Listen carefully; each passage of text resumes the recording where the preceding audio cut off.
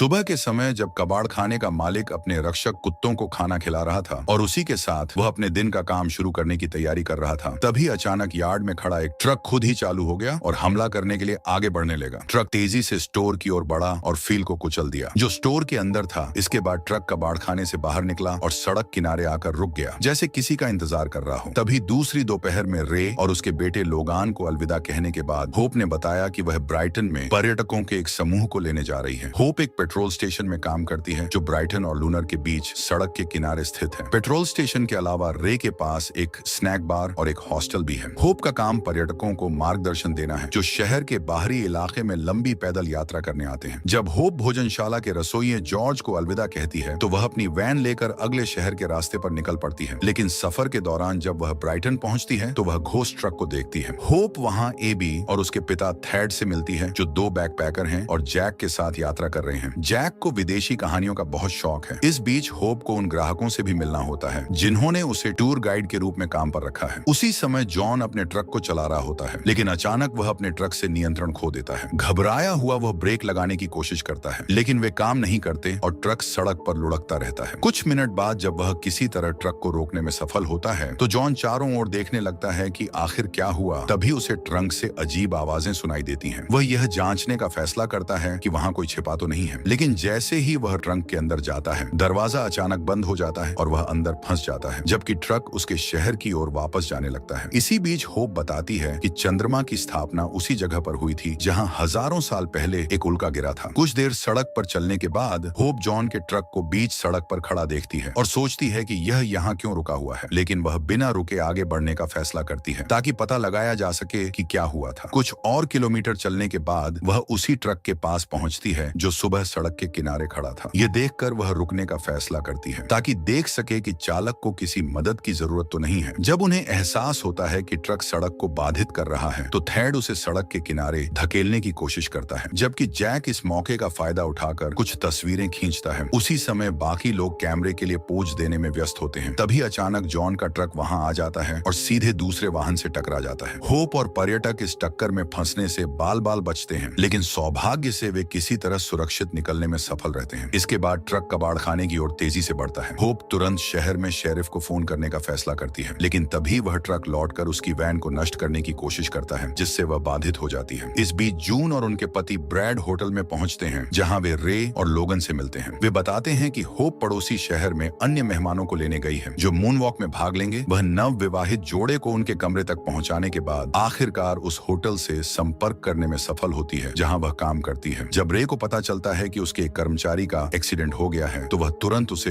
ढूंढने निकल पड़ता है। इस बीच जैक और थैड ये समझने की कोशिश करते हैं कि अगर ट्रक को कोई नहीं चला रहा था तो वह खुद कैसे चल रहा था। वे इस नतीजे पर पहुंचते हैं कि शायद चालक ने अपना सिर नीचे किया होगा, इसलिए वह दिखाई नहीं दिया। उधर जब रे साइड की ओर जा रहा होता है तो उसे सड़क के बीच में घोस्ट ट्रक नजर आता है। ट्रक उसकी ओर तेजी से बढ़ता है, लेकिन ऐन वक्त पर रे किसी तरह अपना रास्ता बदलने में कामयाब हो जाता है और कुचले जाने से बच जाता है और तब तक चलता रहता है जब तक उसे होप नहीं मिल जाती। कुछ मिनट बाद एक और बिना चालक वाला ट्रक सड़क पर दिखाई देता है। अचानक हुए विस्फोट के कारण उसका चालक चंद्र ऊर्जा संयंत्र से टकराने से नहीं बच पाता। इस बीच जॉर्ज के डिनर में बिजली चली जाती है और जॉर्ज लोगान से कहता है कि वह जाकर जनरेटर चालू कर दे। हवा में घना धुआं देखकर रे अपने बेटे को बुलाने का फैसला करता है ताकि देख सके कि सब कुछ ठीक है या नहीं, लेकिन नाश्ता करने के बाद लोगान उसकी आवाज नहीं सुन पाता। उधर जून और ब्रैड अपने कमरे में जाते हैं और इस बात का फायदा उठाते हैं कि पूरा शहर अंधेरे में डूबा हुआ है ताकि वे अपने हनीमून की शुरुआत कर सकें। तभी अचानक घोस्ट ट्रक प्रकट होता है और कैफेटेरिया की पार्किंग के चारों ओर घूमना शुरू कर देता है। फिर वह सड़क पर फंसे एक पर्यटक को देख लेता है। रे चिंतित होकर पूछता है कि होप कहाँ है। जैक उसे बताता है कि वह कबाड़ खाने में यह देखने गई है कि फिल ठीक है या नहीं, लेकिन जब होप वहां पहुंचती है तो उसे बूढ़ा आदमी मृत मिलता है। उसे एहसास होता है कि फिल की उस सुबह ट्रक से कुचलकर मौत हो गई थी। रे अपने दोस्त के पीछे पीछे वहां पहुंचता है। जब एबी जमीन पर मृत आदमी को देखती है तो वह निराश हो जाती है। भय से कांपती हुई युवती कहती है कि वह अब घर जाना चाहती है, लेकिन उसके पिता अपनी बेटी की चिंता में उसे यात्रा जारी न रखने के लिए मना लेते हैं। इस बीच रे जल्दी से अपनी कार में वापस बैठता है और तेज गति से भोजनालय की ओर रवाना हो जाता है। उसे शक होता है कि आसपास कोई खतरनाक व्यक्ति घूम रहा है। उधर भोजनालय का एक ग्राहक भूतिया ट्रक को पार्किंग में लगातार घूमते देखकर घबरा जाता है और वहां से जाने का फैसला करता है, लेकिन जैसे ही वह अपने वाहन तक पहुंचने के लिए आंगन से गुजरता है ट्रक अचानक उसकी ओर बढ़ता है। वह लगभग कुचला जाता जाता है, लेकिन किसी तरह बचकर डर के मारे वापस भोजनालय में भाग जाता है। तभी पीट बताता है कि उसने ट्रक के अंदर कोई चालक नहीं देखा। ये सुनकर सभी लोग हैरान रह जाते हैं और सोचने लगे कि आखिर हो क्या रहा है। बॉब ने वहां से निकलने का फैसला किया और अपनी राइफल लेने के लिए अपने ट्रक तक जाने की कोशिश की ताकि वह घोस्ट ट्रक के टायरों पर गोली चला सके। लेकिन जैसे ही उसने ऐसा करने की कोशिश की, उसे जल्दी से भोजनालय में वापस भागना पड़ा और उसने जनरेटर की मदद से खुद को सुरक्षित किया। इसी बीच जॉर्ज ने किसी तरह टीवी चालू करने में सफलता पाई। समाचार में बताया गया कि विस्फोट के कारण कई शहरों में बिजली चली गई है। शेरिफ ने घोषणा की सब कुछ सामान्य होने में कम से कम 24 घंटे लगेंगे। इस दौरान निवासियों को सलाह दी गई कि वे घर के अंदर ही रहें ताकि धुएं के बादल से दूषित होने से बच सकें, क्योंकि किसी को नहीं पता था कि आखिर हो क्या रहा है। इस बीच रे को केवल कुछ किलोमीटर दूर स्थित रेस्तरां जाना था, लेकिन तभी उसे एहसास हुआ कि एक पीले रंग का ट्रक उसका पीछा कर रहा है। रे ने ट्रक से छुटकारा पाने के लिए स्पीड ब्रेकर पर जोर से पैर रखा, लेकिन पीछा करने वाला वाहन और तेज हो गया और उनकी कार के पीछे जोरदार टक्कर मारी। टक्कर के झटके से कार की खिड़की जोर से टूट गई, जिससे अंदर बैठे पर्यटक घबरा गए। रिक किसी भी तरह बचने के लिए कार की रफ्तार और तेज कर देता है। तभी उन्हें आखिरकार भूतिया ट्रक की उपस्थिति का एहसास होता है। उधर जून और ब्रैड ने होटल छोड़ने का फैसला कर लिया। बॉब, जो अपनी राइफल लेने के लिए ट्रक तक नहीं पहुंच सका, वापस भोजनालय में लौट आया और इस बीच जॉर्ज शेरिफ को फोन करने की कोशिश करता है, लेकिन उसे पता चलता है कि फोन सिग्नल पूरी तरह बाधित हो चुका है। जब जून और ब्रैड अपने बेडरूम से निकलकर अपनी कार की ओर बढ़ते हैं, तो भूतिया ट्रक उनका पीछा करने का फैसला करता है। डरकर दोनों गैराज में छिप जाते हैं, जहां वे समाचार में दिखाए जा रहे घटनाक्रम को ध्यान से देखने लगते हैं। इस बीच जॉर्ज, लोगान और भोजनालय के बाकी ग्राहक यह पता लगाते हैं कि ब्राइटन शहर में एक बड़े रासायनिक रिसाव के कारण लूनर की सड़कें बंद कर दी गई हैं। इस रिसाव की वजह से टायरों के संपर्क में आने पर सड़कें बेहद फिसलन भरी हो गई हैं। इसी दौरान एक डाकिया खिलौने की दुकान के मालिक को एक पत्र देने पहुंचता है, लेकिन तभी अचानक एक खिलौना ट्रक खुद ही सक्रिय हो जाता है और दुकान से भागने के लिए एक रैंप बना लेता है। पत्रवाहक कांच टूटने की तेज आवाज सुनता है और चौंक जाता है। उसे कुछ अजीब लगता है, इसलिए वह मामले की जांच करने का फैसला करता है। जैसे ही वह स्टोर के अंदर झांकता है, उसे एहसास होता है कि कुछ बच्चे रिमोट कंट्रोल से खिलौना ट्रक को नियंत्रित कर रहे हैं। वह राहत की सांस ही लेता है कि तभी वह अचानक फिसलकर नीचे गिर जाता है। गिरते ही वह खिलौना ट्रक का पहला शिकार बन जाता है। ट्रक उस पर कई बार हमला करता है और अंत में उसके सिर को फुटपाथ पर पटक देता है। इसी दौरान पीट और बॉब के ट्रक भी